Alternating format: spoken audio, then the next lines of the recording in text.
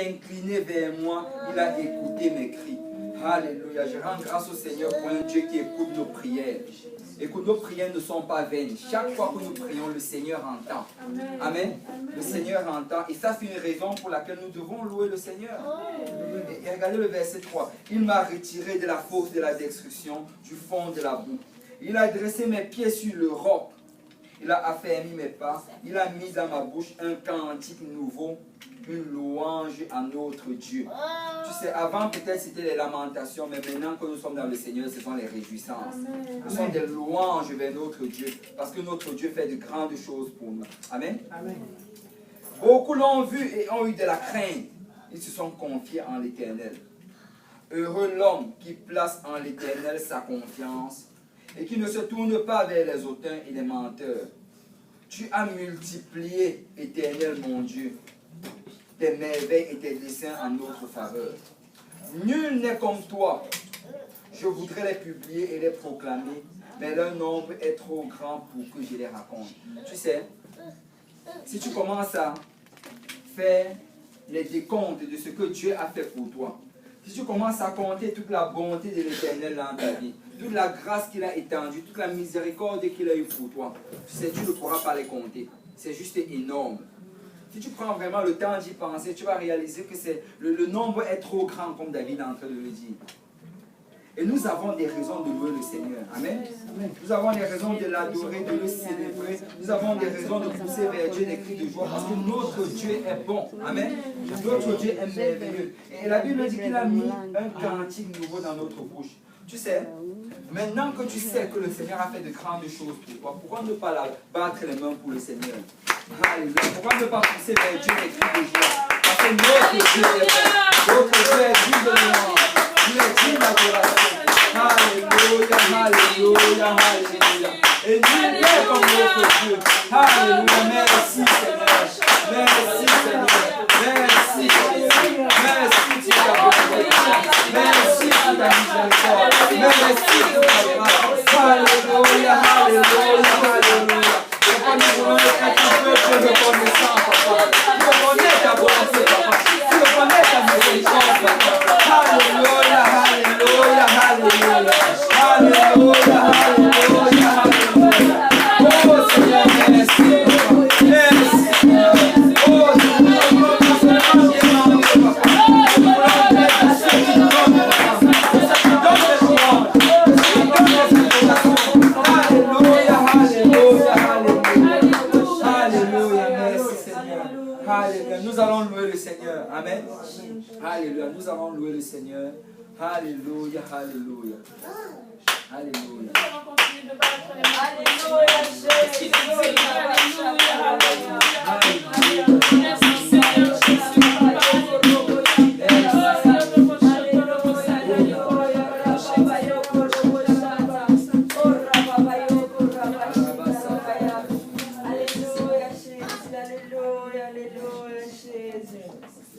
Jéhovah, tu es élevé. Tu es le Dieu éternel. Jéhovah, tu es élevé. Jéhovah, tu es le Dieu éternel. Alpha, Omega. El Shaddai, tu es le Dieu éternel. Elohim, tu es élevé. Oh Papa, tu es le Dieu éternel.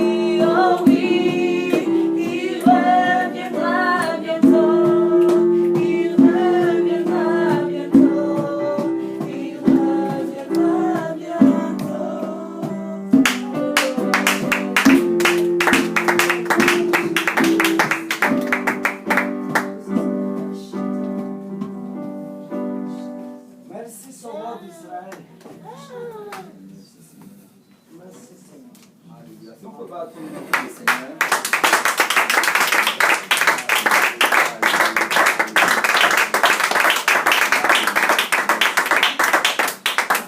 Vous pouvez vous asseoir dans la présence du Seigneur.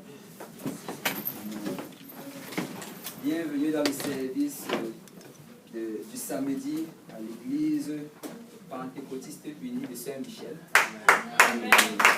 Gloire au Seigneur. Gloire au Seigneur. Wow, je vois qu'on a beaucoup de visiteurs aujourd'hui. Des belles surprises. Amen. On est content de vous avoir. Bon, on va commencer avec ceux qui sont là. On a des personnes qui sont là pour la première fois aujourd'hui. Je sais que la sœur Solange, ce n'est pas la première fois. Donc, elle a déjà été venue. Mais par contre, je crois que le frère Brunel, c'est la première fois qu'il a été content là-bas aussi, le frère Abraham.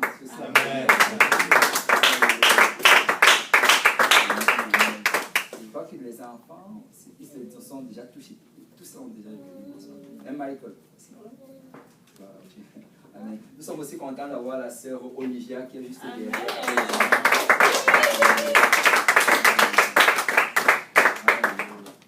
Alléluia. Bienvenue dans la présence de la maison du Seigneur. Amen. Pour les annonces, ici, les annonces ne sont pas très longues. On a une seule annonce. C'est le mardi, nous avons l'évangélisation. Et l'évangélisation, ça se fait dans le quartier Saint-Michel. On se retrouve dans le parking ici à partir de 19h15 et on se partage en groupe et on part évangéliser dans le quartier. Amen. Vous savez, l'évangélisation, vraiment, c'est le bâtiment du cœur du Seigneur. C'est ça qu'il a demandé qu'on fasse. Dans la Bible, tu vois un endroit où Jésus rassemble ses disciples, il les envoie 2 à 2 pour aller prêcher la bonne nouvelle. Ce n'est qu'une chose que nous commençons aujourd'hui, c'est une chose qui a commencé avec le Seigneur. Amen. Et quand il les a envoyés avec puissance, avec autorité. Il leur a donné la puissance de chasser les démons, de marcher sur les scorpions et sur les serpents et sur toutes ces choses-là. Et quand ils allaient, le Seigneur les utilisait puissamment. Amen. Et aujourd'hui, nous voyons encore ces choses arriver dans le Seigneur. Si je ne me trompe pas, samedi prochain, c'est le pique-nique de l'école du dimanche. Samedi prochain, c'est le pique-nique de l'école du dimanche avec notre église grand-mère de Saint-Jean. On a encore l'anniversaire de notre grand-mère, donc on doit aller assister. Donc nous n'aurons pas service ici, nous allons être au pique-nique. Et présentement, si vous pouvez vraiment nous garder en prière, parce qu'on est en train de chercher une bâtisse pour l'église de Saint-Michel. Et on aimerait avoir le service le dimanche matin. Amen. Parce que le samedi, il y a beaucoup de programmes le samedi. Chacune, notre église mère, notre église grand-mère, ils ont leur anniversaire le samedi. Et on n'a pas envie de manquer cela. Et vraiment, c'est la volonté du Seigneur qu'on fasse une transition le dimanche. Parce que le samedi, c'est souvent difficile pour beaucoup de personnes le samedi après-midi. Mais le dimanche matin, nous saurons que c'est un peu plus disponible. Amen. Donc si vous pouvez garder ça en prière, nous avons déjà des bâtisses, des bâtiments qu'on nous a montrés. Et on est en train de voir cela, que le Seigneur nous dirige et qu'il nous prenne aussi les finances pour qu'on puisse les acquérir. Amen. Et je crois que c'est tout pour les annonces. Oui, la sœur Nancy aujourd'hui n'est pas venue, elle voulait seulement venir, mais elle n'a pas pu venir, elle était très fatiguée avec les enfants. Comme hier soir, il y avait la veillée à Saint-Laurent. Et là, ça, je crois que c'est tout pour les annonces. Amen. Si on peut se lever, on va prendre une offrande pour le Seigneur. Si l'initié peut s'avancer, et on va prier pour l'offrande. Et si vous êtes ici pour la première fois, vous n'êtes pas tenu de donner en offrande. Nous aimerons juste prendre une offrande pour permettre à l'œuvre du Seigneur de continuer à avancer. Amen. Et il y a les enveloppes, ceux qui veulent donner et mettre leur nom pour recevoir un reçu d'impôt, tous ceux qui le veulent, c'est selon votre discrétion. Alors on va élever notre voix vers le Seigneur, frère Pierre. Merci encore pour avoir le privilège de venir dans ta maison. Seigneur Jésus, bénis ces offrandes, papa, bénis les mains de ceux qui donnent, qui sont le donner, papa, Jésus, qui permet l'avancement de toi. Et que les âmes puissent sauver. C'est avec l'action de grâce que nous avons ainsi prié. Au nom de Jésus. Amen. Au nom de Jésus. Amen. Vous pouvez vous asseoir dans la présence du Seigneur. Le Seigneur est bon. Amen. Le Seigneur est merveilleux. Il n'y a point de Dieu comme d'autres Dieu. Vous savez, on va prendre les requêtes de prière. Est-ce qu'il y a des gens qui ont des requêtes de prière ici? Un besoin que tu voudrais que le Seigneur rencontre? Est-ce qu'il y a quelqu'un qui a une requête de prière? Oui, frère Pierre. J'aimerais qu'on prie pour le réveil ici. On va prier pour le réveil. En fait, pour que le réveil continue, parce que ça a déjà commencé. Amen. Et on voit des personnes venir dans la maison du Seigneur, des gens obéir à l'évangile. Et on va prier que le Seigneur perpétue dans ce réveil-là. Oui, frère Francisco. J'aimerais prier pour des problèmes de mauvais santé que c'est difficile pour moi de leur quitter. Devant le Seigneur, j'aimerais prier pour Problème de santé. problèmes de santé, problèmes de mauvais santé qui ne sont pas agréables à tous. Sont difficiles pour moi de prier pour moi. Ok, ceux qui ont un problème de santé, on peut, si vous pouvez lever votre main, on va venir, je vais prier pour vous en imposition des mains et le Seigneur va agir. Amen. Donc je vais imposer les mains pour ceux qui ont des problèmes de santé. Est-ce qu'il y a d'autres requêtes de prière? Pour les études bibliques dans les cégeps et les études bibliques en fait. Pour les études bibliques dans les cégeps, que le Seigneur ouvre des portes. Amen. Ok, est-ce qu'il y a d'autres requêtes? D'accord. On va se lever. Parce que tout le monde est trop confortable. Assis là, on va dormir en premièrement, on ne veut pas ça. Amen. On veut que la prière ait l'effet. Et j'aimerais que tu tournes vers ton voisin. Peut-être que la personne n'a pas mentionné sa requête, mais j'aimerais que tu demandes à ton voisin s'il y a une requête de prière. Et on va prier pour cela. Et je vais me promener, je vais imposer les mains à ceux qui ont besoin de prière pour des guérisons. Amen. Donc demande le nom de ton voisin, demande-lui sa requête de prière. On va prendre le temps de prier. Sentez-vous libre, priez avec autorité. Amen.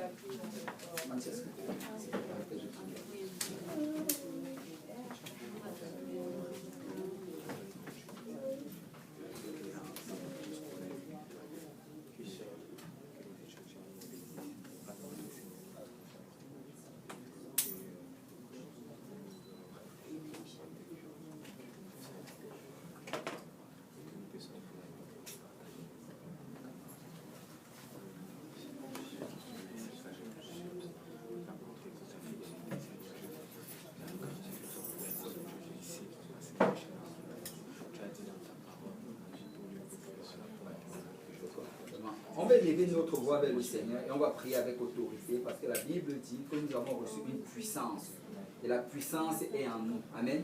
Si nous prions avec autorité au nom de Jésus, rien ne peut résister. Amen. Alors élevons notre voix et prions avec autorité au nom de Jésus. Seigneur, de ce puissant, je te prie, Papa, pour ton serviteur. Papa, merci Seigneur de l'avoir amené dans ta maison. Papa, il est venu dans un lieu, Papa, où tu vas le diriger. Seigneur, nous venons aujourd'hui, Seigneur, avec foi, Papa. Nous venons avec l'autorité du nom de Jésus-Christ. Et nous reprimons toute forme de principauté. Nous reprimons toute forme d'esprit méchant, Seigneur, qui essaie, Seigneur, d'attaquer la vie de ton serviteur, Papa. Au nom de Jésus, je confesse une guérison totale dans ton corps. Au nom de Jésus-Christ, que l'Esprit de l'Éternel s'écoule au travers de son corps, depuis le haut de sa tête jusqu'à la plante de ses pieds, et qu'il reçoive une guérison totale. Au nom de Jésus-Christ, Seigneur, je prie, Seigneur, afin que toute arme forgée contre lui soit sans effet. Au nom de Jésus-Christ. Papa, établis, Seigneur, ton royaume dans sa vie, Papa. Et Seigneur, que ton serviteur te serve de tout son cœur, de toute sa force, Seigneur, avec tout ce qui est à lui, Seigneur. Et que l'ennemi, Seigneur, ne puisse pas, Seigneur, attaquer, Papa, ni son corps, ni son âme, ni son esprit. Et je confesse une restauration totale au nom de Jésus-Christ.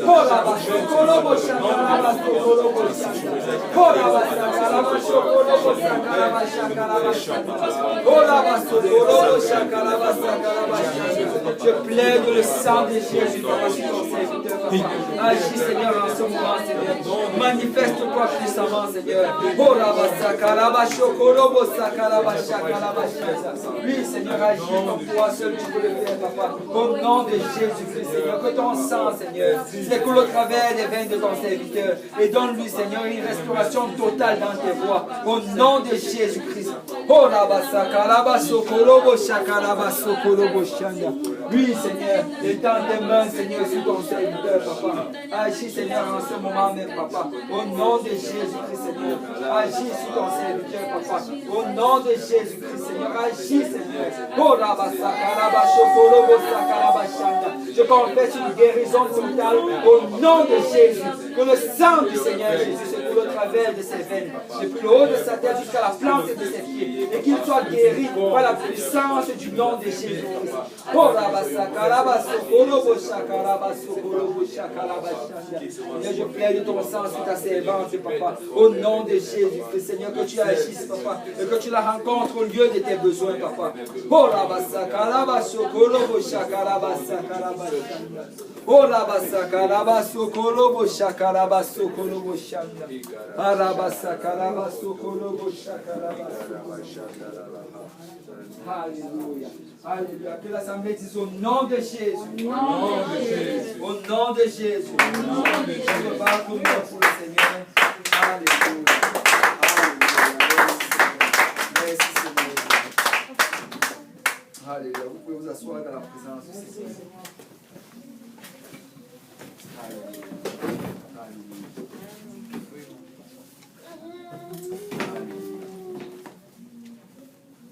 Aujourd'hui, on va parler d'un sujet très important. Et on va parler d'un sujet que la plupart du temps, on le néglige. Alors qu'en fait, c'est l'un des sujets les plus importants dans notre vie spirituelle.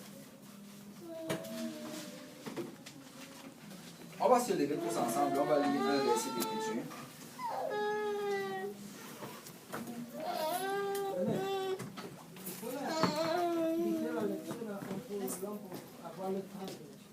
D'accord.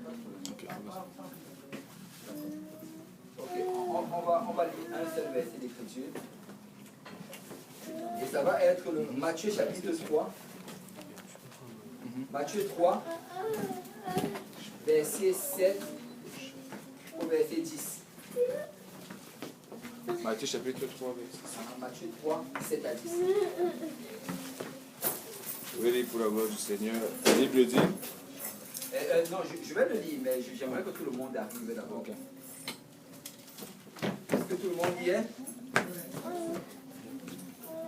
Si vous y êtes, dites Amen. Amen. Amen.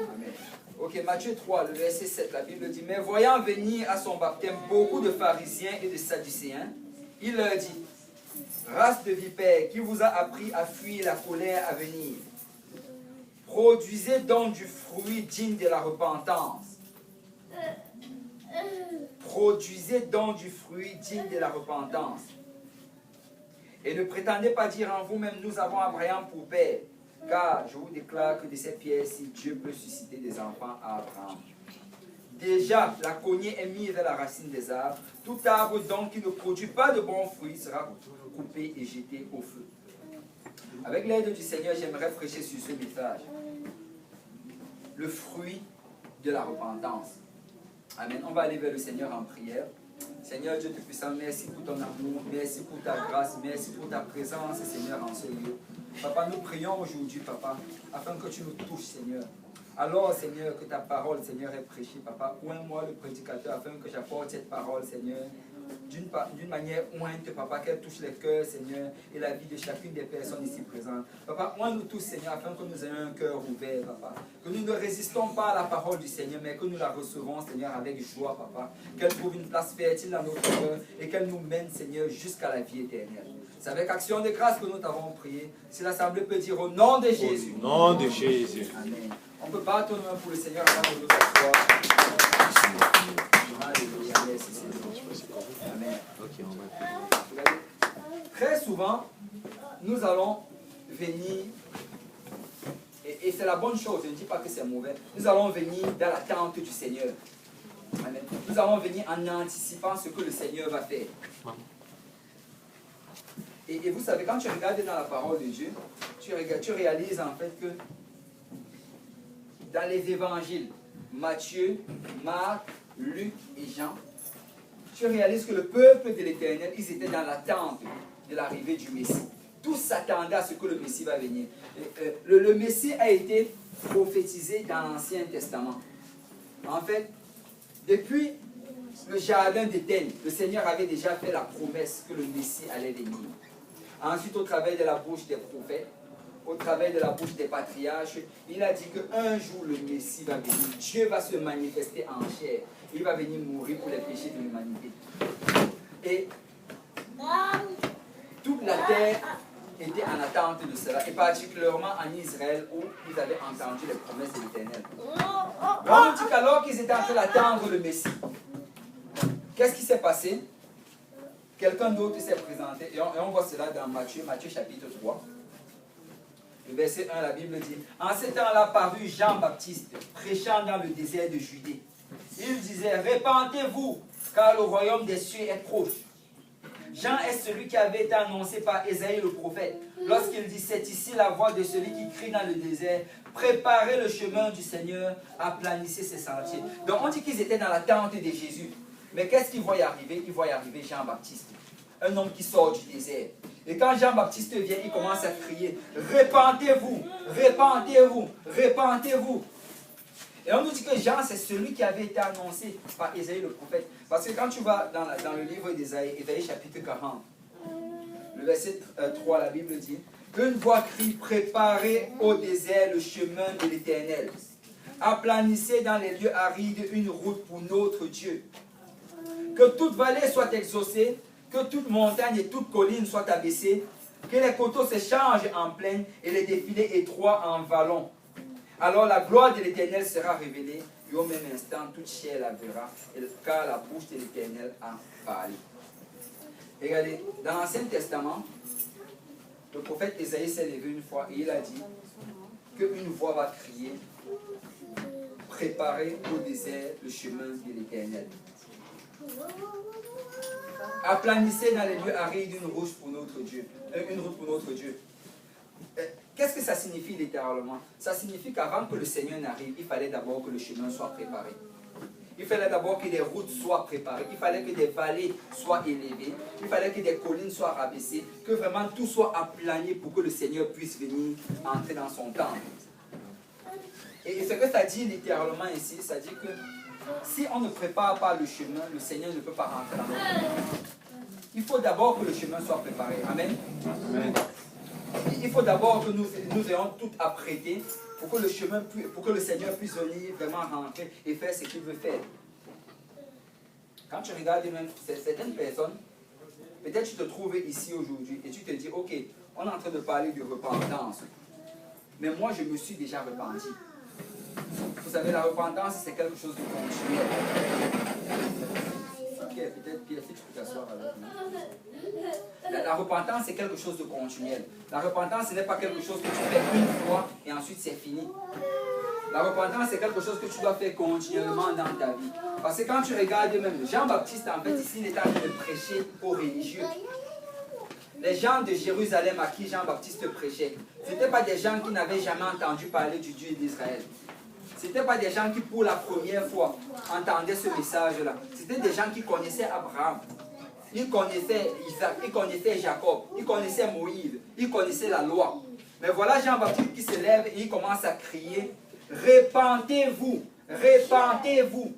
Parce que la repentance, ce n'est pas juste pour les gens qui ne connaissent pas le Seigneur. Même dans la maison du Seigneur, on a besoin de la repentance. Peut-être ça fait 3 ans, 5 ans que tu sais le Seigneur. Tu as encore besoin aujourd'hui de te repentir. Amen. Et là, on nous dit que le ministère vraiment de Jean-Baptiste, c'était un ministère de repentance. Il devait dire aux personnes de se repentir. Il devait préparer le chemin, parce que si le chemin n'est pas préparé, le Seigneur ne peut pas faire ce qu'il veut faire dans ta vie. Amen. Regardez, on dit ici que toute vallée soit exaucée, que toute montagne et toute colline soit abaissée, que les coteaux se changent en plaine et les défilés étroits en vallons.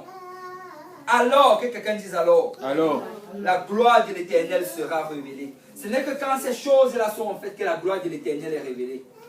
C'est sans la repentance, c'est impossible que le Seigneur fasse quelque chose dans ta vie. Sans la repentance, tu ne peux pas voir la gloire de l'Éternel dans ta vie. Sans la repentance, tu ne peux pas maturer dans le Seigneur. Ça prend une repentance continuelle. Amen. Ça prend que chaque jour tu examines ton cœur. Tu dis, Seigneur, ce que je suis en train de faire ici, est-ce que c'est dans ta volonté? Seigneur, est-ce qu'il faut que je change des choses? Est-ce qu'il faut que j'arrête de faire certaines choses? Est-ce qu'il faut que je commence à faire certaines choses? Parce que sans cela, tu vas bloquer la gloire de Dieu dans ta vie. La Bible dit que la main de l'Éternel n'est pas trop courte pour nous sauver, ni son oreille trop dure pour nous entendre. C'est certaines fois le Seigneur ne répond pas à nos prières, parce qu'il y a quelque chose qui bloque. Et la Bible dit que c'est quoi qui bloque? Parce que le péché forme une séparation, ça forme un mur entre nous et notre Dieu. Souvent on va demander au Seigneur, Seigneur fais ceci, Seigneur fais cela, mais ça n'arrive pas à cause du mur de séparation. Ça prend d'abord de passer par la repentance. Enfants de Dieu, nous devons avoir une sincère vie de repentance. Nous devons examiner notre cœur chaque jour et nous demander, Seigneur, est-ce que je suis en train de marcher dans ta volonté? Est-ce qu'il y a certaines choses que je dois arrêter de faire, Seigneur? Amen. Amen. Et ça prend la repentance. Si tu veux avoir le Seigneur Jésus dans ton cœur, il faut d'abord que tu te répandes. Si tu n'as pas encore reçu le Saint-Esprit et que tu veux le recevoir, ça va d'abord passer par la repentance. Si tu veux voir la gloire du Seigneur dans ta vie, il faut la repentance. Peu importe le nombre de temps que tu sers le Seigneur, peu importe ta relation que tu as avec lui, ça prend la repentance. Regardez le verset, Matthieu chapitre 3, verset 7, la Bible dit, « Mais voyant venir à son baptême beaucoup de pharisiens et de sadducéens, il leur dit, « Race de vipères, qui vous a appris à fuir la colère à venir ?» Le verset qu'on a lu tantôt. Tu sais, il y a dans la Bible ce qu'on appelle les pharisiens et les sadducéens. Ce sont des gens qui connaissaient la parole de Dieu. Ils pouvaient te réciter les versets de la Bible. Ils pouvaient te les citer par cœur. Mais il y a quelque chose avec eux, c'est qu'ils les récitaient, mais ils ne les pratiquaient pas. Et Jean-Baptiste les regarde, il leur dit que ce que vous venez faire là, c'est la confession. Vous venez citer toute la parole de Dieu, mais vous ne le pratiquez pas. Parce qu'il y a une différence entre la confession et la repentance. Tu peux venir à l'église tous les dimanches, tu peux venir tous les samedis. Et on va prêcher la parole. Après, tu vas pleurer, tu vas dire, oui, je reconnais, je reconnais. Mais si tu sors, tu fais exactement les mêmes choses. Ça, ce n'était pas la repentance. La vraie repentance, c'est quand tu sors, tu décides que je vais changer. Il y a une transformation qui va se produire. Regardez, il dit, produisez donc le fruit digne de la repentance. Il faut que ce que tes actions fassent, ce soit vraiment une preuve de la repentance. Amen. Amen. Il faut que quand on te voie vraiment agir, que tu sois différent de ce que tu faisais avant. Et il dit, ne prétendez pas dire en vous-même, nous avons Abraham pour père. Ne prétends pas dire, je suis un enfant de Dieu. Regarde, aujourd'hui, tout le monde, là dehors, tu vas rencontrer n'importe qui. Il va te dire qu'il est un enfant de Dieu. Enfant de Dieu, c'est devenu un titre qu'on s'acquiert automatiquement. Je suis un enfant de Dieu. Mais tu sais, Jean-Baptiste est en train de dire, ne prétends pas dire que tu es un enfant de Dieu. Il faut qu'on voie le fruit de la repentance. Un chrétien, ce n'est pas celui qui dit qu'il est un chrétien. Un chrétien, c'est celui qui est comme Christ. Que quand on le voit, il se comporte comme Christ. Il parle comme Christ et il agit comme Christ. Amen. Amen. Et il dit, déjà la cognée est mise à la racine des arbres. Tu sais, il est en train d'illustrer ici là, un forgeron, non pas un forgeron, Un fermier. non pas un fermier, c'est qui coupe les arbres là. Ce sont les bûcherons. Hein? Lui, un bûcheron, merci. Il est en train d'illustrer un bûcheron. Il dit que c'est comme un bûcheron qui a déjà le bout de sa hache proche de l'arbre. Il dit que tout arbre qui ne va pas produire du bon fruit sera coupé et jeté au feu. C'est quand tu lis ceci, ça devrait te faire peur. Tu devrais réaliser en fait qu'il faut que le fruit de la repentance soit produit dans ta vie. Parce que si ce n'est pas produit dans ta vie, à un certain moment, tu peux être coupé et jeté au feu. Regarde, quand le Seigneur, une fois, des gens sont venus lui raconter des choses. On dit, Seigneur, il y a ces personnes-là qui est en train de faire des sacrifices à Dieu. Et Hérode a envoyé ses soldats. On les a tués et on a mélangé leur sang avec le sang des sacrifices. Peut-être qu'il se disait que le Seigneur allait commencer à pleurer par rapport à ça, à se lamenter. Mais tu sais, le Seigneur a adressé quelque chose. Parce que souvent, nous aimons nous baser sur les situations de notre vie, les choses qu'on a traversées, pour être des justifications pour ne pas servir le Seigneur. Il y a certaines personnes, quand tu vas leur parler de Dieu, ils vont te dire, oh, ma famille m'a trop opprimé. C'est pour ça qu'aujourd'hui, je ne suis pas capable de servir le Seigneur. Quand j'étais petit, j'ai été abusé. C'est pour ça qu'aujourd'hui, je ne suis pas capable de servir le Seigneur. Écoute, peut-être ces choses vont passer, mais tu peux te décider aujourd'hui, je vais servir le Seigneur. Je ne vais pas laisser mon passé déterminer ce qui sera mon futur. Aujourd'hui, c'est le jour du salut. Maintenant, c'est l'heure acceptable. Ils m'ont fait ce qu'ils ont voulu me faire, mais aujourd'hui, je vais servir le Seigneur. Amen. Et le Seigneur leur dit, tu sais, ces personnes-là qu'on a tuées, ils ne sont pas plus pécheurs que vous. Mais laissez-moi vous dire aujourd'hui que si vous ne vous répandez pas, vous allez périr également. Il dit que ces personnes qui étaient devant la tour de Siloé et que la tour est tombée sur eux et les a écrasés, ils ne sont pas plus pécheurs que vous. Mais si vous ne vous répandez pas, vous périrez également. Qu'est-ce que le Seigneur Jésus est en train de dire? Il est en train de dire que juste te repentir. Répands-toi. Ne regarde pas ce qui s'est passé dans le passé. Ne regarde pas ce que les autres personnes t'ont fait. Ne cherche pas une justification par rapport à ton péché. Juste te dis, Seigneur, je reconnais que je suis un pécheur. Je reconnais que j'ai péché contre toi. Et j'ai juste besoin que tu me transformes. Amen. Regardez, il y a deux parties dans la repentance. La première partie, c'est la tristesse. Tu sais, pour te repentir, il faut d'abord que tu sois triste dans le Seigneur. Psaume 51, le verset 3 dit, ça c'est la prière de David quand il se repentait. Oh Dieu, aie pitié de moi dans ta bonté. Tu vois, David ne cherchait même pas à se justifier. Il dit, Seigneur, oh Dieu, aie pitié de moi dans ta bonté. Verset 5, car je reconnais mes transgressions et mon péché est constamment devant moi. Je reconnais que j'ai péché, Seigneur. Verset 6, j'ai péché contre toi seul et j'ai fait ce qui est mal à tes yeux, en sorte que tu seras juste dans ta sentence, sans reproche dans ton jugement. Écoute, David est en train de dire, Seigneur, ce n'est pas de la faute de mon frère.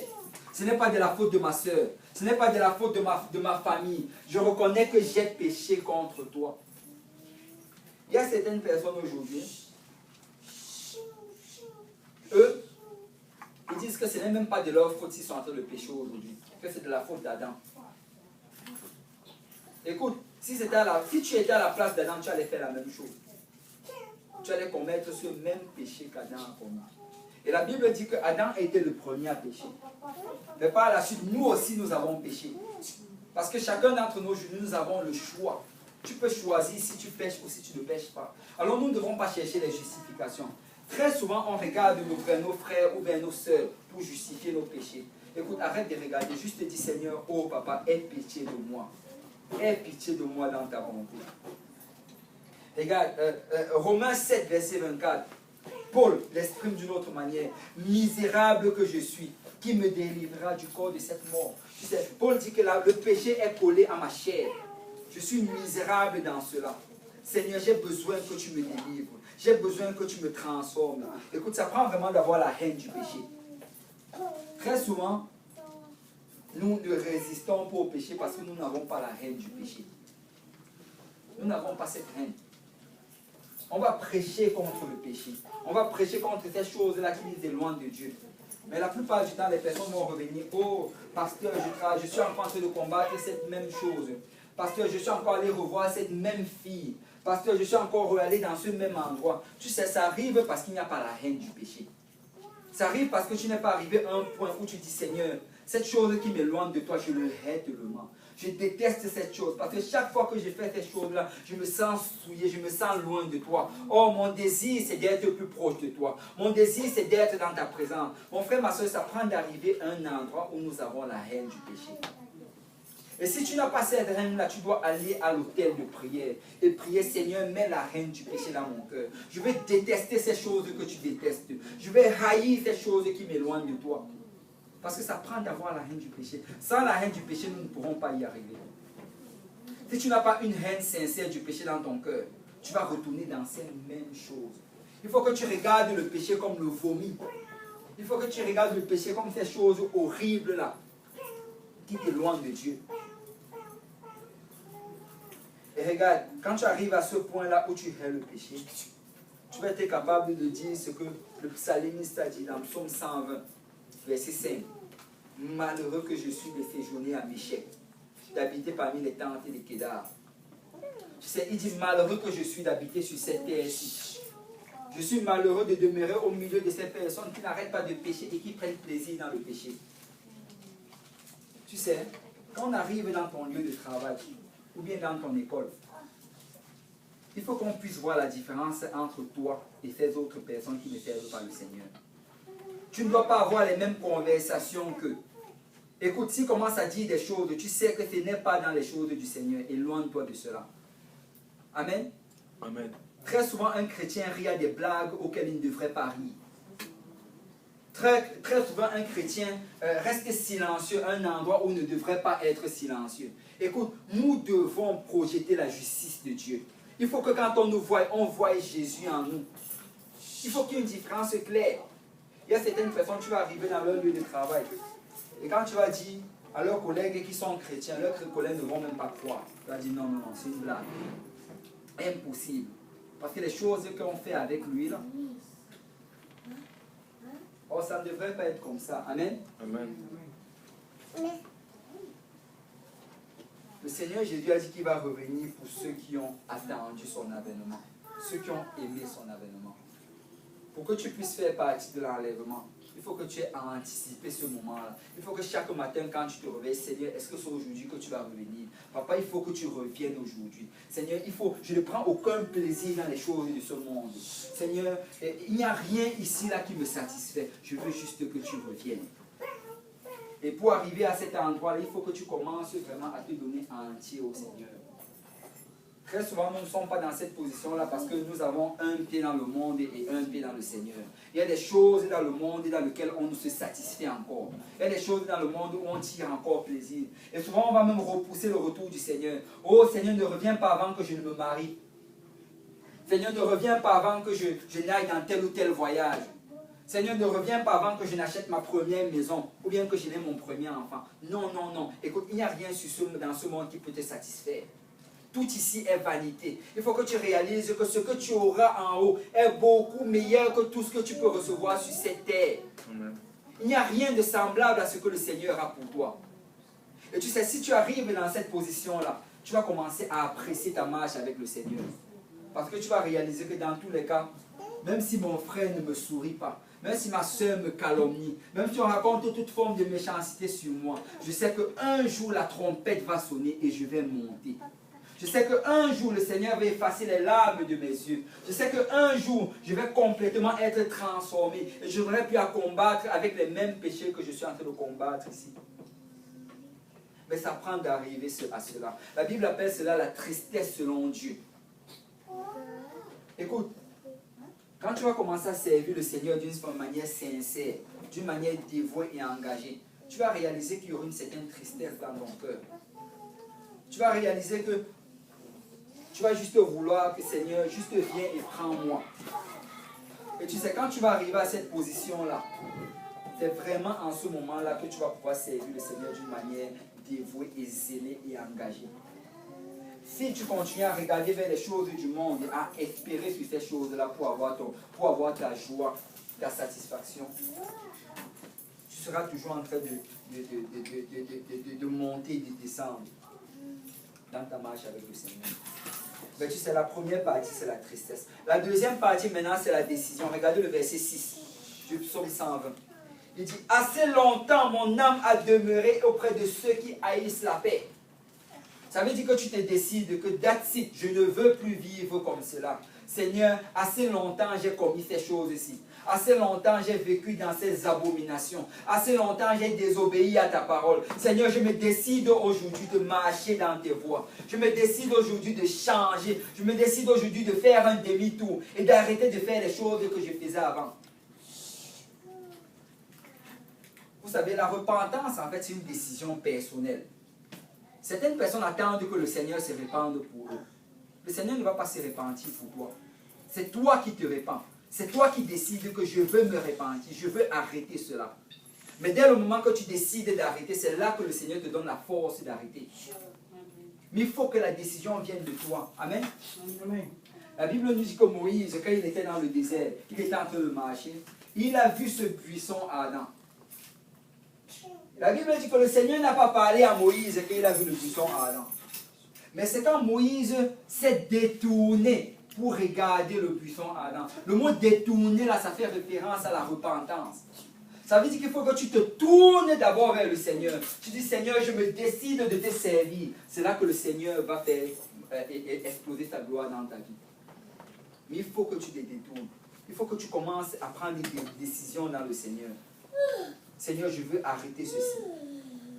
Regardez le psaume 1, verset 1. C'est un psaume, c'est le premier psaume. Mais la plupart du temps, on oublie ce que ça signifie. Heureux l'homme qui ne marche pas selon le conseil des méchants, qui ne s'arrête pas sur la voie des pécheurs et qui ne s'assied pas en compagnie des moqueurs. Tu sais, il est en train de dire ce que nous devons faire. Ça, c'est les décisions que nous devons prendre. Amen. La première décision, c'est que nous ne devons pas marcher selon le conseil des méchants. C'est quoi marcher selon le conseil des méchants? Ça veut dire que tu t'appuies sur ce que les gens du monde vont te dire pour diriger ta vie. Tu pars chercher le conseil dans le monde. Écoute, les seuls conseils qui ont de la valeur dans ma vie, ce sont les conseils qui viennent de la parole du Seigneur. Toute autre chose qu'on va me donner, je vais les prendre avec une pincette. Quand je vais les prendre, je vais les comparer à la parole de Dieu. Si c'est en accord avec la parole, ok, on va le faire. Mais si ce n'est pas en accord, on le met dans la poubelle. Parce que je veux marcher selon le conseil de Dieu. Amen. Amen. Je veux marcher selon le conseil de la parole du Seigneur. Il dit, heureux cet homme-là qui ne marche pas selon le conseil des méchants. Il dit, regardez la deuxième chose, qui ne s'arrête pas sur la voie des pécheurs. Ça veut dire qu'il ne commence pas à diriger sa vie, à marcher dans la voie des pécheurs.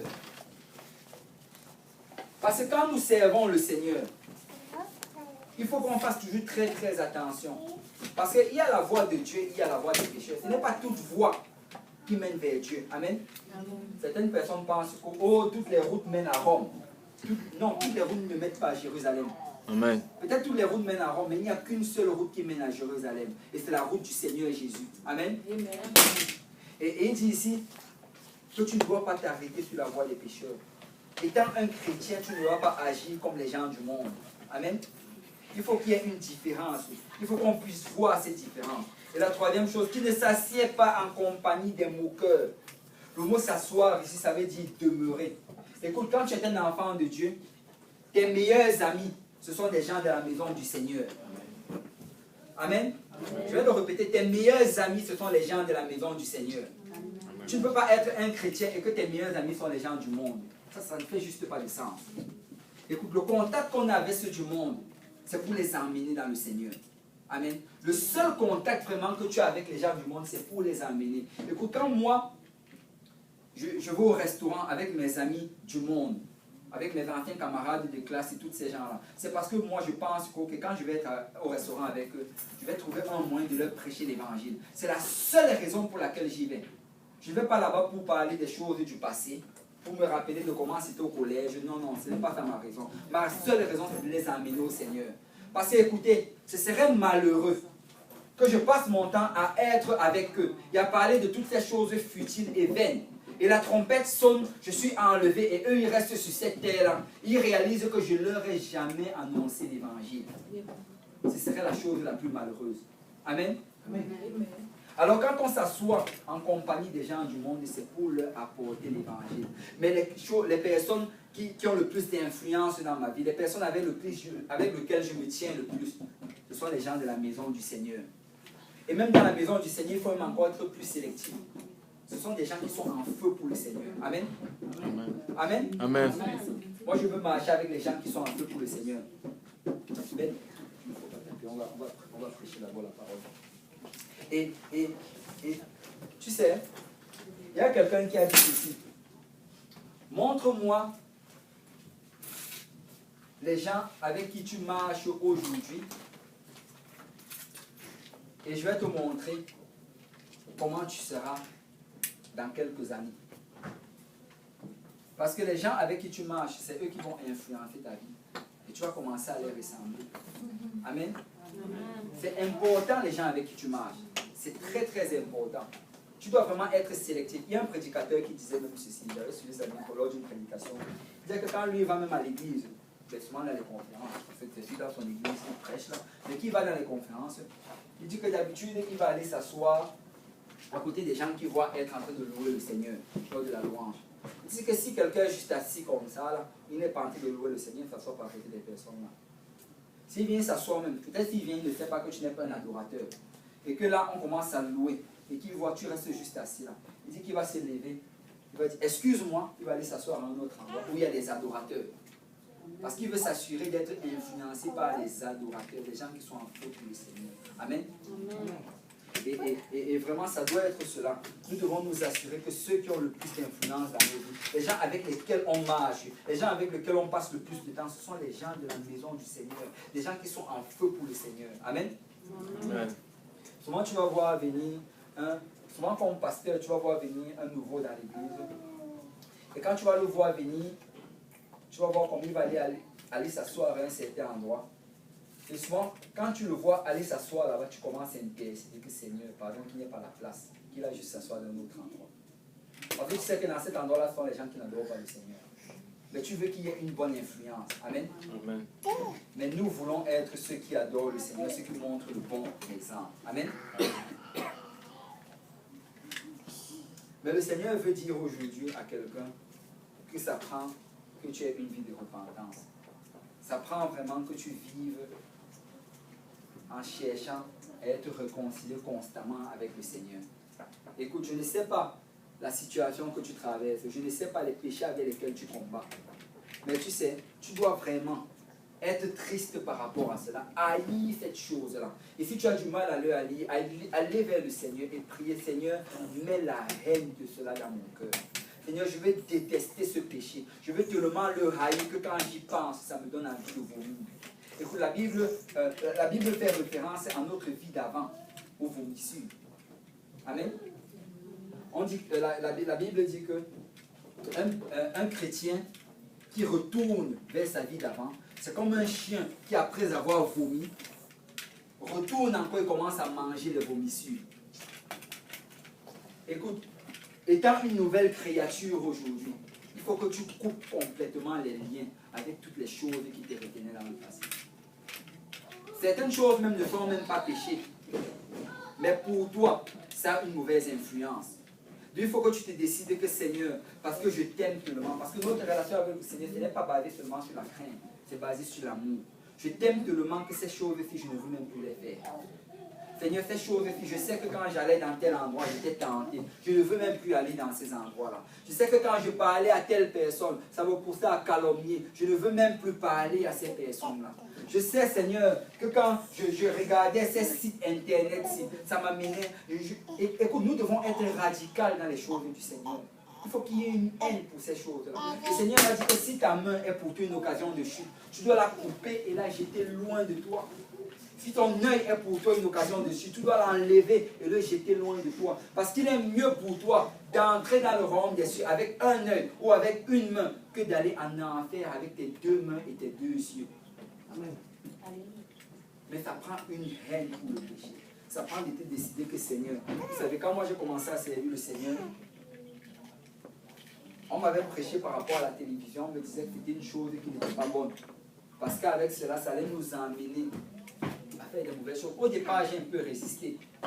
Je me suis dit que, ok, moi, la télé, je vais arrêter de voir ces films. Parce que je sais que dans les films, souvent, sans contrôle, là, on va te dire que c'est un film, comment dire, classé G pour général, même pour les enfants. Mais après, on va montrer les gens s'embrasser à l'intérieur. Ça, c'est quel film pour les enfants? Après, on va montrer des gens qui sont couchés sur le lit. J'avais décidé, Seigneur, je ne vais plus voir les films. Mais tu sais, je me suis dit que, ok, je veux quand même regarder les matchs de soccer, je vais regarder du sport. Mais je commençais à regarder le sport et après un certain moment, j'ai vu que même pendant qu'ils vont montrer leur sport, souvent on va te sortir une publicité de nulle part. Peut-être une publicité de la voiture, mais là-dedans, on montre encore des choses obscènes à l'intérieur. Tu sais parce que la voiture a un rapport avec les choses obscènes. Et avec le temps, j'ai vu vraiment que ces choses-là, ce sont des choses qui vont juste non seulement nous voler le temps dans le Seigneur, ça va nous voler notre énergie et ça va souiller notre âme. La Bible dit en fait que toute chose qui rentre dans les yeux, ça vient souiller ton âme. Parce que tes yeux, c'est la fenêtre de ton âme. S'il y a certaines choses que nous ne réussissons pas à enlever dans notre vie, c'est parce qu'on n'arrête pas d'exposer nos yeux à ces choses. Ça prend d'être radical. Peut-être tu n'es pas capable d'enlever tes yeux et jeter, mais si c'est l'ordinateur que tu dois arrêter, si c'est certains sites web où tu ne dois plus partir, si c'est la télé que tu dois enlever de ta vie, il faut que tu l'enlèves. Parce qu'il ne faut pas que ce soit ça qui t'empêche d'aller au ciel. Amen. Amen. Parce que ça prend une sincère repentance. Et la repentance, ça prend d'abord la haine de la chose, la tristesse selon Dieu. Et la deuxième chose, c'est la décision. Je me décide qu'aujourd'hui, c'est le premier jour du reste de ma vie. Et je vais changer. Amen. Amen. On va se lever dans la présence du Seigneur.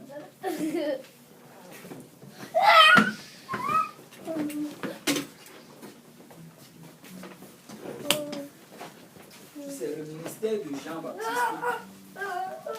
C'était un ministère qui était différent de celui de Jésus.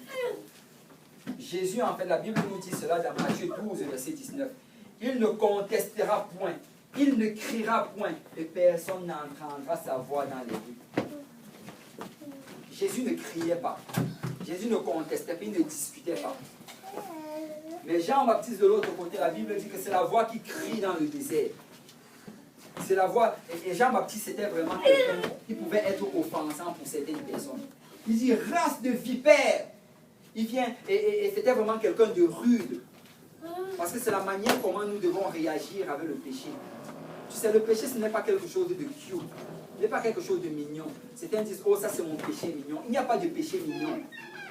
Celui que tu appelles le péché mignon là peut t'emmener en enfer. Il n'y a pas de péché blanc. Il n'y a pas de péché léger.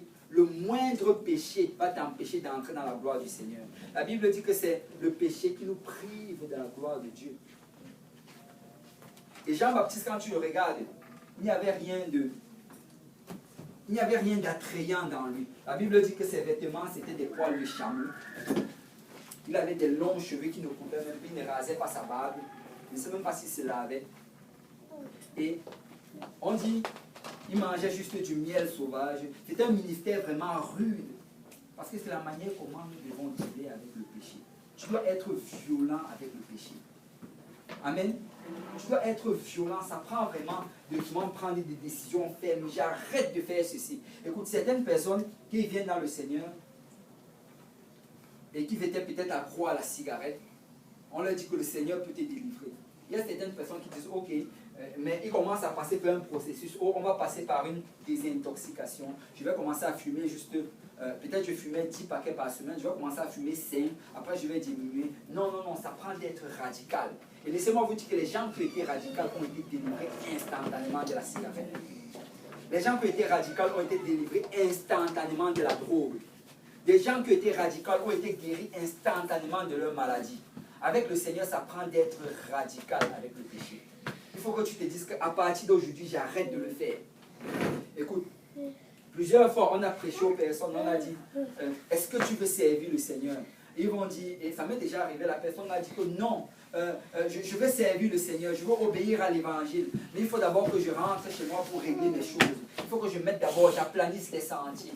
Non, non, non, ça ne prend pas que tu rentres chez toi, ça prend que tu te décides maintenant même.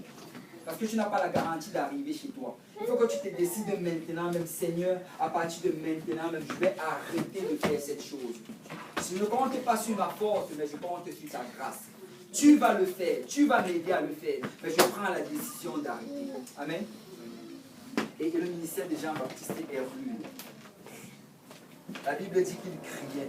Et tu sais, quand nous nous retrouvons souvent ici, quand le prédicateur se trouve à prêcher la parole, il se trouve souvent à la position de Jean-Baptiste. Parce qu'il est en train de donner un cri d'alarme. Il dit, arrête de faire ceci. Parce que si tu n'arrêtes pas de le faire, ça va t'amener en enfer. Arrête d'agir de cette manière. Parce que si tu n'arrêtes pas, ça va t'amener en enfer. Déjà, le Seigneur est à la porte. Il revient bientôt. Ce n'est pas le temps de retenir. Ce n'est pas le temps de renvoyer. Mais c'est le temps de se décider. Quelqu'un doit se décider. Je dois sortir d'ici aujourd'hui différent. Je dois être transformé aujourd'hui. Il ne faut pas que celui qui traverse cette porte aujourd'hui soit le même que celui qui soit rentré. Peut-être qu'il y avait des péchés qui s'accrochaient dans ma vie, mais aujourd'hui même je prends la décision que je change. Aujourd'hui je prends la décision que je suis une nouvelle créature. Aujourd'hui je prends la décision que je vais servir le Seigneur et marcher selon sa voie. Amen. Mais nous devons prendre la décision de changer. La Bible dit de Jean-Baptiste qu'il était le plus grand des prophètes. J'arrive, Francisco. La Bible dit qu'il était le plus grand des prophètes. Qu'il n'y a pas eu un prophète plus grand que lui. Mais tu sais, souvent nous, on associe le prophète au miracle. Mais la Bible dit que Jean-Baptiste n'a même pas fait un seul miracle. Mais il était le plus grand des prophètes. Pourquoi? Parce que la repentance, c'est la chose la plus importante dans notre vie. La repentance, c'est ça qui va ouvrir la porte pour que le Seigneur vienne dans ta vie. Nous devons haïr le péché. Nous devons nous décider de servir le Seigneur. Et aujourd'hui même, tu peux te décider cela. Amen. Aujourd'hui même. Est-ce qu'il y a quelqu'un ici là qui veut servir le Seigneur? Est-ce qu'il y a quelqu'un ici là qui veut s'engager totalement vers le Seigneur? Abandonner les choses qui le retiennent et juste faire ce que le Seigneur lui demande de faire. Laisse-moi te dire que ça prend la repentance. Et nous allons nous repentir. Amen. Nous allons nous repentir. Regardez. La Bible décrit notre alliance avec le Seigneur comme un mariage. Tu sais, nous avons été mariés à Christ. Christ est l'époux et nous sommes l'épouse. C'est lui le chef de notre foyer. C'est lui le maître. C'est lui qui prend les décisions. Mais tu sais, de la même manière que ça se passe dans le mariage physique, ça se passe aussi de la même manière dans le mariage spirituel. Les mêmes étapes qu'on passe, on doit le faire. Il y a une cérémonie de mariage. Et dans cette cérémonie de mariage, regardez, dans le mariage physique, il y a 3 choses qui doivent s'accomplir avant qu'on les déclare mari et femme. La première chose, l'époux doit dire oui. Amen. Deuxième, l'épouse aussi doit dire oui. Et la troisième chose, il faut que les deux signent la déclaration de mariage devant les témoins. Ce sont les 3 choses qu'ils doivent avoir. Mais vous savez, dans le spirituel, il faut aussi 3 choses. La première chose, c'est que nous devons dire oui. Et le oui que nous devons dire, c'est ça qu'on appelle la repentance. Il faut que tu dises, Seigneur, je hais le péché, je veux te servir de tout mon cœur et de toute mon âme. C'est ça le oui que tu peux faire. Et la deuxième chose, quand tu fais cela, si tu t'es sincèrement repenti, le Seigneur va te remplir de son esprit. Et c'est ça, et c'est là que le Seigneur est en train de dire oui. Oui, il te veut pour épouse. Et après avoir fait cela, la troisième partie, la signature. La signature, c'est le baptême. Parce que la Bible nous dit que le baptême, c'est le signe de notre alliance avec le Seigneur. Il faut que tu sois baptisé en présence des témoins. Le témoin, c'est l'Église. On doit te baptiser au nom de Jésus. Et tu sais, quand on te baptise, on doit te baptiser au nom de ton époux. Parce que quand tu te maries, tu portes le nom de ton époux. Amen. Amen. Et si tu es ici aujourd'hui, tu ne t'es pas encore repenti de tes péchés. Tu n'as pas encore été baptisé au nom de Jésus pour le pardon de tes péchés. Et tu n'as pas encore été rempli du Saint-Esprit. Tu peux le faire aujourd'hui. Amen. Tu peux le faire. Tu peux me voir et on va aller à Saint-Laurent. Il y a un baptistère là-bas. On va te baptiser au nom de Jésus. Mais là maintenant, je ressens vraiment que nous devons nous repentir. Amen. Nous allons nous repentir. Alléluia. Je me demande si on peut s'avancer en avant. Après, je vais prendre les questions après. Mais si on peut s'avancer en avant, si on peut vraiment prier, si on peut parler au Seigneur, et on se répand d'une manière sincère. Écoute, ceux qui veulent vraiment se repentir, avancez-vous en avant. Si vous voulez vraiment marcher avec le Seigneur, vous dites que Seigneur, je veux qu'aujourd'hui soit vraiment le premier jour du reste de ma vie. Je veux que ce soit un jour différent de tous les autres. Je veux qu'à partir de maintenant, tu marques vraiment quelque chose dans mon cœur. Parce que je prends la décision de te servir. Je prends la décision de marcher dans tes voies. Alléluia. Vous savez, la repentance, c'est quelque chose de personnel. Et peut-être que ce n'est pas quelque chose de beau. Ce n'est pas quelque chose d'élégant. Tu n'as pas besoin de faire une prière élégante. Mais tu as besoin de parler au Seigneur. Et tu as besoin de lui dire. Et de chercher au plus profond de ton cœur et de lui dire, Seigneur, je veux te servir. Pardonne-moi de mes péchés. Alléluia. Et si tu peux vraiment mentionner ces péchés au Seigneur, Écoute, je ne te demande pas de te confesser devant moi. Confesse-toi devant le Seigneur. Parle-lui, dis-lui c'est quoi que tu as fait. Dis-lui c'est quoi que tu veux arrêter dans ta vie. Dis-lui c'est quoi que tu prends la décision aujourd'hui de changer. Et si tu le fais avec sincérité, le Seigneur va te donner la puissance de le changer. Alléluia. Si on peut lever nos voix vers le Seigneur, Seigneur, alléluia. Papa, nous venons aujourd'hui, Papa, vers toi, en reconnaissant que nous sommes pécheurs. Papa, nous ne cherchons pas de justification pour le péché que nous avons commis. Seigneur, nous ne cherchons pas, Seigneur, à dire, Seigneur, que c'est de la faute de tel ou c'est de la faute de l'autre, Papa. Mais nous reconnaissons, Seigneur, que nous avons péché contre toi. Nous avons transgressé, Seigneur, ta loi. Nous avons désobéi, Seigneur, à tes commandements, Papa. Et nous venons aujourd'hui, Seigneur, pour te demander pardon, Seigneur. Pardonne-nous pour le mensonge, Seigneur, qui est sorti de notre bouche, Papa. Pardonne-nous, Seigneur, pour la calomnie, Papa. Pardonne-nous, Seigneur, pour le vol, Seigneur. Pardonne-nous, Seigneur, d'avoir raconté de faux témoignages, Papa. Pardonne-nous pour les choses, Seigneur, que nous avons regardées de nos yeux, Papa. Pardonne-nous pour les choses que nous avons écoutées de nos oreilles, Papa. Pardonne-nous pour les choses, Seigneur, dans lesquelles, Seigneur, nos mains ont été impliquées, Papa. Oh, Seigneur, nous te demandons pardon, Seigneur. Papa, tu veux, Seigneur, que la vérité soit au fond de notre cœur, Papa. Et nous venons aujourd'hui, Seigneur, avec sincérité te demander pardon, Seigneur. Papa, nous avons la haine du péché dans notre cœur, Papa. Et Seigneur, aide-nous, Seigneur, afin que cette haine grandisse, Papa. Papa, nous ne voulons pas prendre plaisir dans les choses dans lesquelles tu ne prends pas plaisir.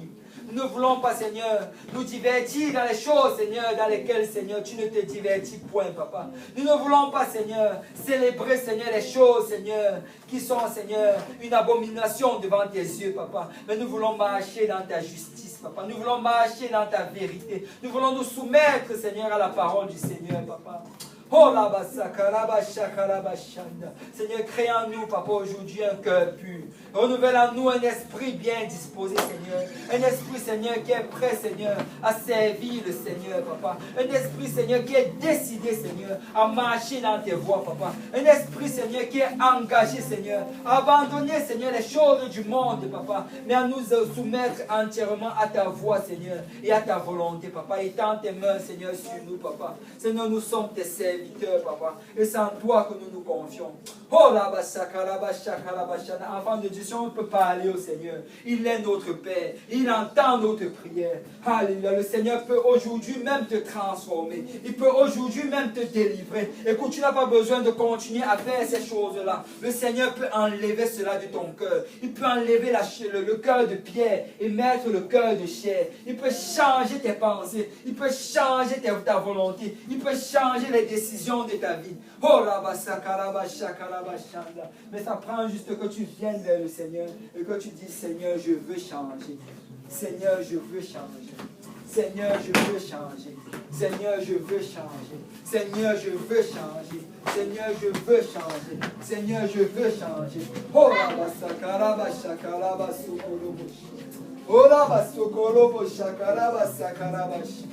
Oh là-bas, Seigneur, change mon cœur, Seigneur. Enlève la haine, Seigneur, du monde dans mon cœur, Papa. Enlève la haine des gens, Seigneur. Enlève la haine de mes frères et de mes soeurs, Papa. Oh là-bas, Seigneur, remplis-moi d'amour, Papa. Remplis-moi de patience, Seigneur. Remplis-moi, Seigneur.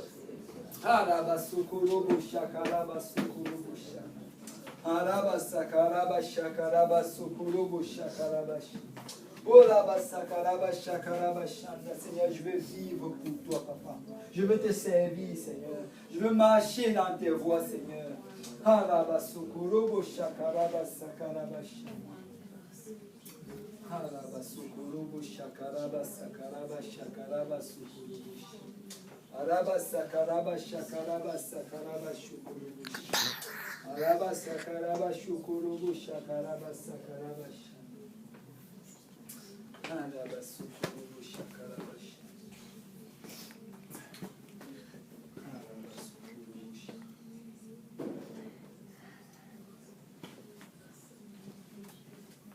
quelqu'un peut dire au nom de Jésus. Au nom de Jésus. Au nom de Jésus. Au nom de Jésus. Alléluia. Fais un peu battre pour le Seigneur. Alléluia.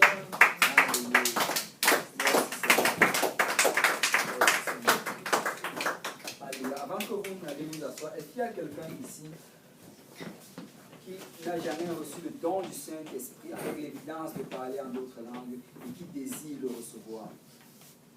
J'aimerais le recevoir, je le prends. Le Saint-Esprit, ça me touche, mais ça m'en va. Il rentre, ça m'en va. En fait, Mais je n'ai pas la pratique. c'est ça.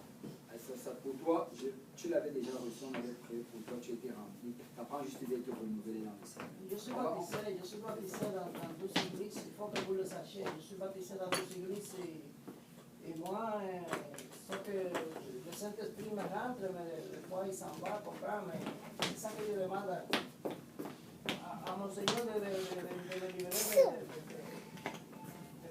mauvais actes. Oui, en fait, Francisco, quand tu dis que tu étais baptisé dans deux églises, c'est parce qu'avant, tu avais été baptisé au nom du Père, Fils et Saint-Esprit. Oui, Mais tu as été baptisé maintenant au nom de Jésus. Parce que c'est ça. Parce que dans la Bible, en fait, la Bible dit qu'on doit être baptisé au nom de Jésus. Mais en ce qui concerne le Saint-Esprit, ça ne s'en va pas. C'est juste qu'il faut que tu pries en langue chaque jour.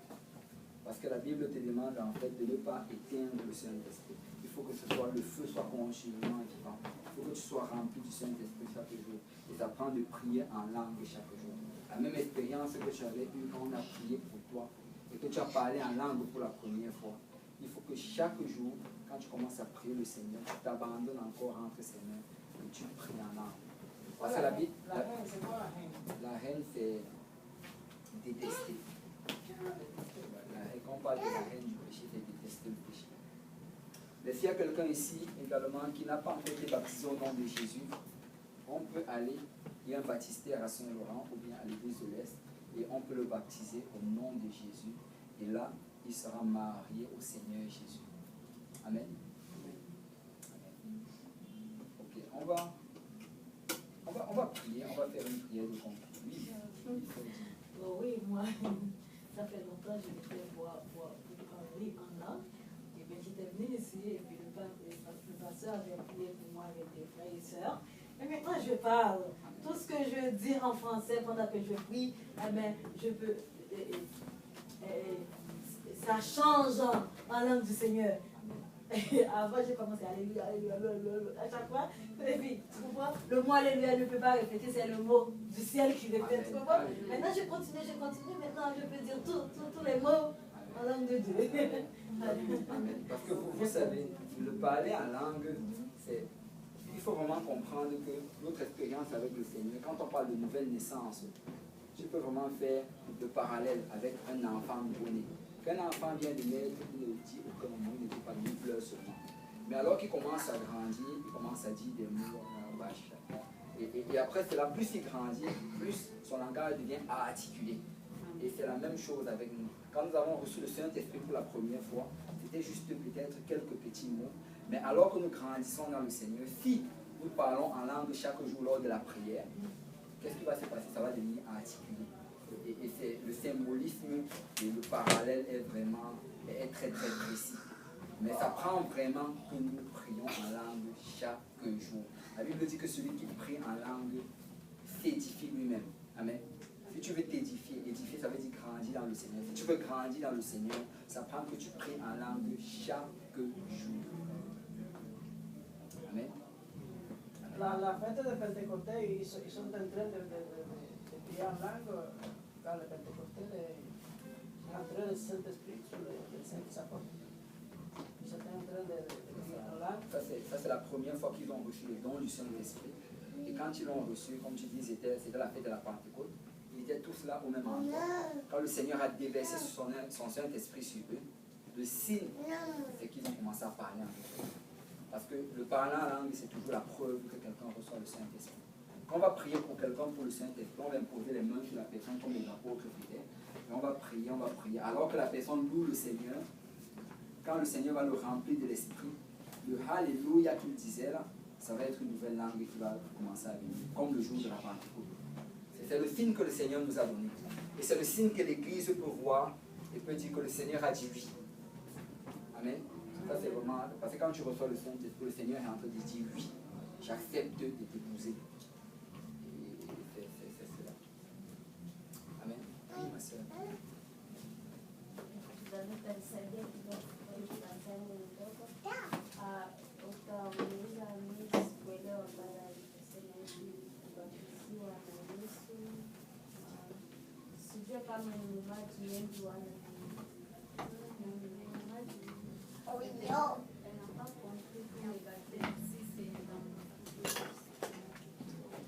Le baptême, en fait, je vais juste expliquer, je vais vraiment recommencer à la base.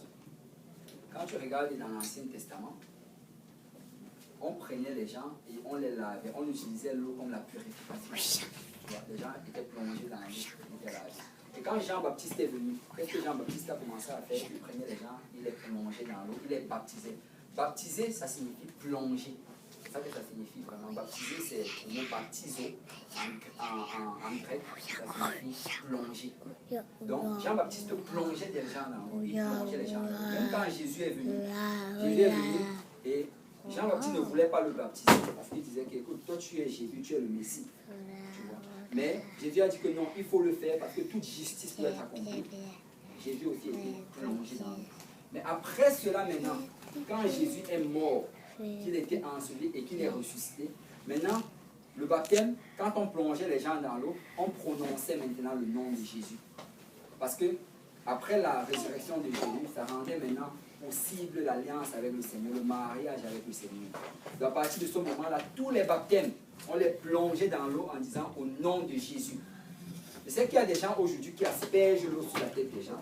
Ils versent un peu d'eau sur la tête des gens. Mais ça, ce n'est pas le baptême, parce que baptême signifie plonger. Dans la Bible, on n'aspergeait pas, peut-être toujours plonger. Mais regarde, le baptême d'eau, c'est pour s'identifier à l'enseignement, à l'enterrement de Christ. La repentance, c'est pour s'identifier à la mort de Christ. Le baptême d'eau, c'est pour l'enterrement. Et le baptême du Saint-Esprit, c'est pour la résurrection. Et il n'y a personne qu'on peut enterrer juste en mettant un peu de terre sur sa tête. On le plonge. Et vraiment, quand tu rentres dans l'eau au nom de Jésus, quand tu ressors, l'ancienne personne reste dans l'eau et reste enterrée. Et là maintenant, tu ressors avec le nom de Jésus et tu lui appartiens. C'est ça. Est-ce que j'ai bien expliqué?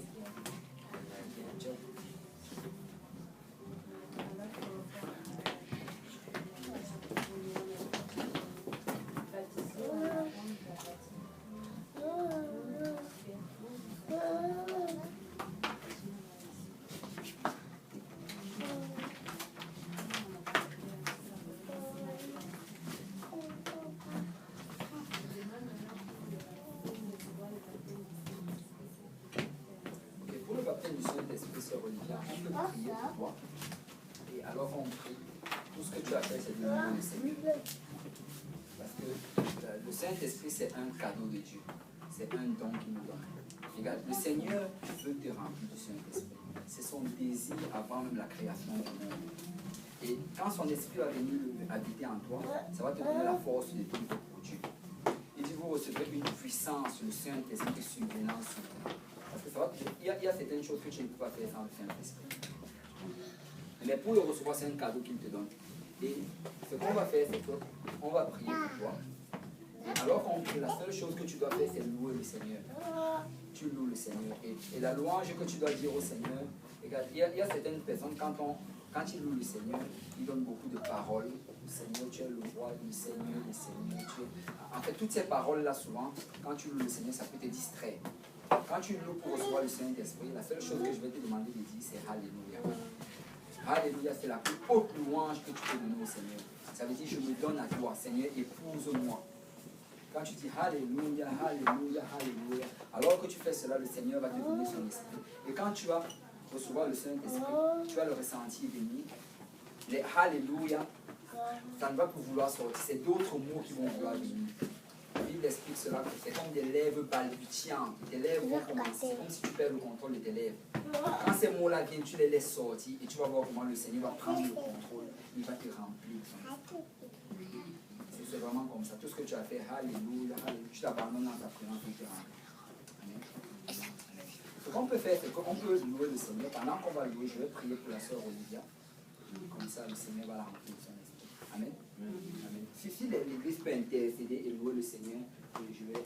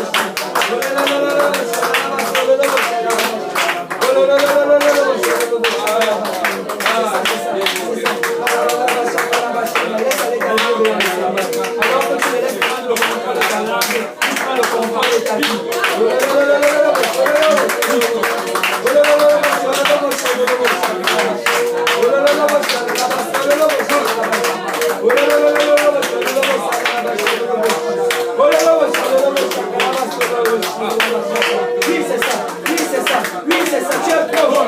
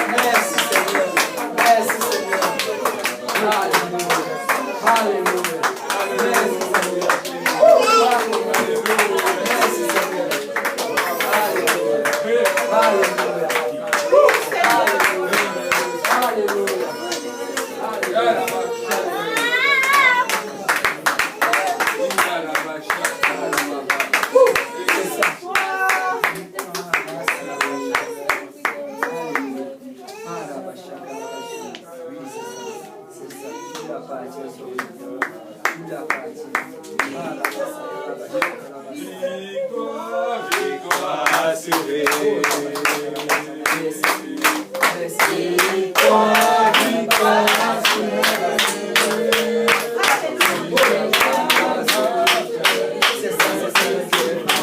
victoire au nom de Jésus.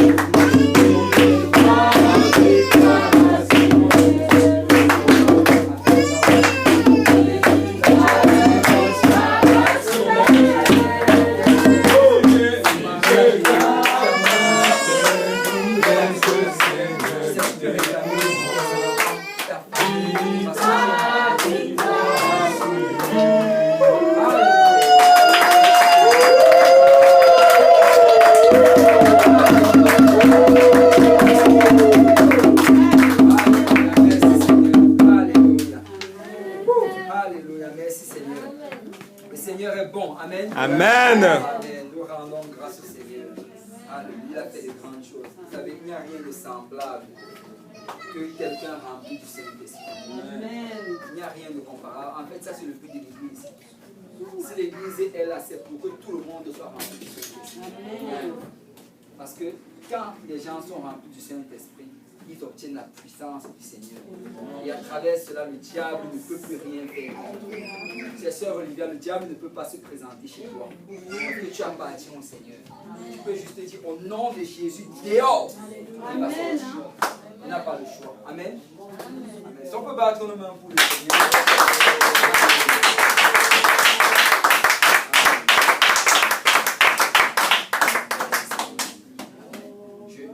Je crois que je ne sais pas si on a quelque chose, on a quelque chose à partager là.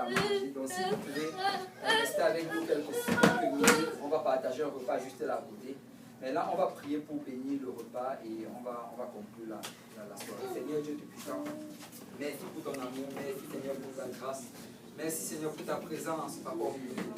Merci pour ton esprit, Seigneur, qui a bougé, Papa. Merci pour ta servante qui était remplie, Seigneur, de ton esprit, Papa. Nous n'avons peut-être pas vu toutes les choses que tu as fait ici, mais nous savons que tu as fait de grandes choses, Papa. Tu as fait de grandes choses dans les cœurs, tu as fait de grandes choses, Seigneur, dans la vie de plusieurs personnes ici, Papa. Mais Seigneur, nous savons, Seigneur, que si beaucoup vont sortir ici, transformés, changés, Papa, avec, Seigneur, une nouvelle vision, Seigneur, dans ce que tu veux faire dans leur vie, Papa. Tu as délivré certains, Seigneur, de toute forme de bien, Papa. Et tu as donné la victoire, Papa, pour vivre, Seigneur.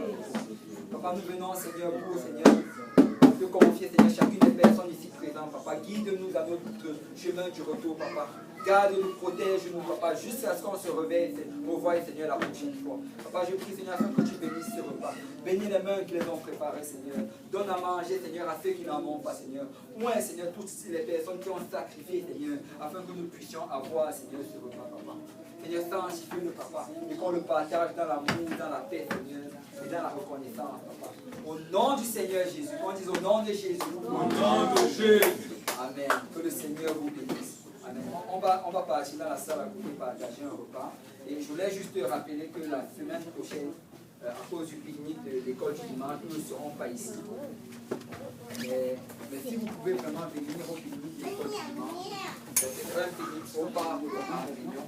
Et si vous voulez, on peut trouver un moyen d'arranger les transports pour y aller. Vous pouvez juste nous voir là. Et lors de ce pique-nique-là, on partage les hot dogs, les hamburgers, les boissons gazeuses, et on passe un bon temps dans le Seigneur. Amen. Salut votre frère ou votre soeur. Je te bénis au nom de Jésus.